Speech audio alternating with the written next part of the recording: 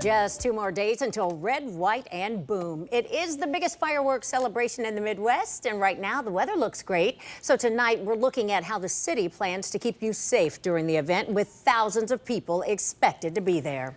Good to have you with us for 10 TV News at 5. I'm Yolanda Harris. And I'm Doug Petcash in for Angela Ann tonight. We're keeping you safe with live team coverage on Boom preparations. We begin with a check on that 10 weather impact forecast, and Chief Meteorologist Jerry Martz is in. And Jerry, it did sprinkle on us last year, but it looks like, we could have a dry one this year. That's the way things are trending, Yolanda, so optimism abounds for the Red, White, and Boom events on Thursday evening. Now, leading up to that, there might be a shower or thunderstorm mid-afternoon through the evening, but by sunset, 8, 9 o'clock, and then by fireworks time at 10, we're looking at a dry forecast, temperatures in the 80s, and then by midnight, when things are wrapping up and you're making your way home, temperatures in the 70s and a dry end to the evening.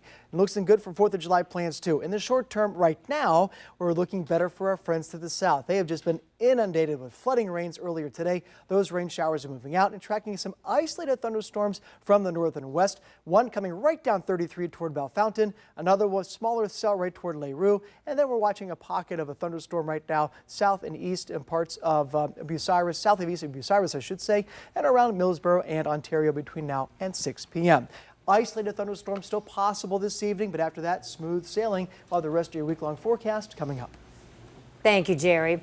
Well, let's keep a focus on keeping you safe at Red, White, and Boom. 10 TV's Carla Rogner joins us live from downtown Columbus. So, Carla, you're learning Columbus police and festival organizers are really working on a robust safety plan. What does that include?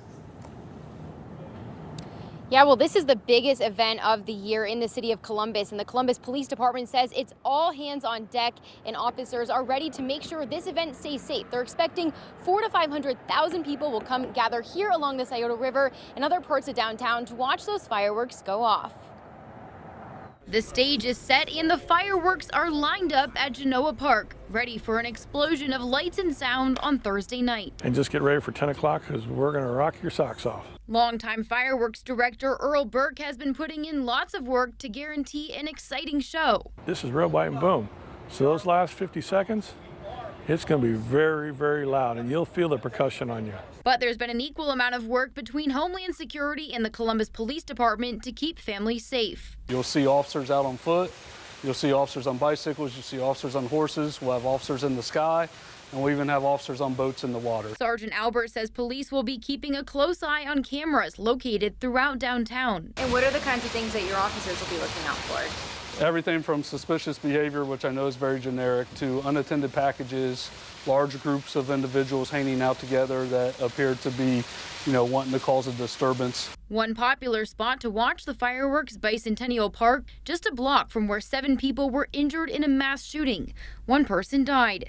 With lots of young people expected to gather for the fireworks, Sergeant Albert is asking parents to step up, know where their kids are and what they're bringing with them. How do you guys mitigate that and prevent something like what we saw a few weekends ago? We can promise you that if you're a teenager and you're hanging out in a large group and it appears that you're making some disturbances or doing some disturbing behavior, we will see you. You will have a lot of officers come and interact with you and try to mitigate them making bad decisions. And for parents bringing younger kids, Sergeant Albert says have a plan in case you get separated.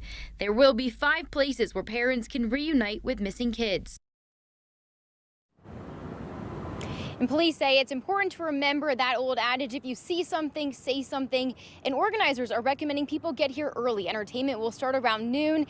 And as for going home, they say they know people will be in a rush, but try not to be if you want to avoid traffic. They do have a traffic safety plan in place, though. Reporting live in downtown Columbus, Carla Rogner, 10 TV News. Leaving can take a while. All right, Carla, thank you so much. And speaking of traffic, Columbus police are closing several roads during Red, White, and Boom. The locations we're going to show you on your screen right now. If you're ready, you can just take a picture so you don't forget. Police say these roads will be closed between 2 and 7 p.m. Thursday. You can find a full list of closures right now on 10tv.com/traffic. And for a full list of 4th of July events, just text the word fireworks to the number on your screen right there, 614-460-3345, and we'll send a link right to your phone.